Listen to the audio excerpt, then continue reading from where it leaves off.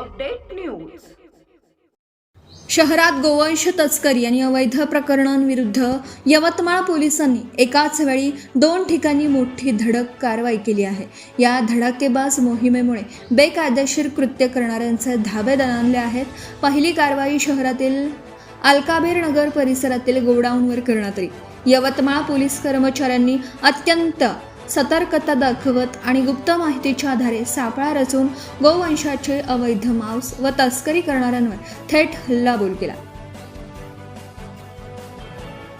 याच कारवाईच्या कडीत दुसरी मोठी मोहीम इस्लामपूर भागात राबवण्यात आली।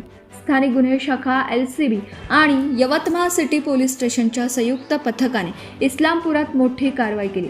प्रतिबंधित मांस विक्री आणि अवैध गोवंश प्रकरणाच्या संशयावर पोलिसांनी येथील 5 दुकानांवर एकाच वेळी छापे टाकले। या अचानक झालेल्या छाप्यांमुळे परिसरात प्रचंड खळबळ उडाली आहे।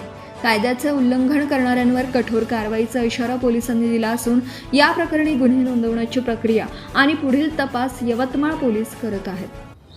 संपादक सय्यद मती। Subscribe now and press the bell icon. Never miss an update.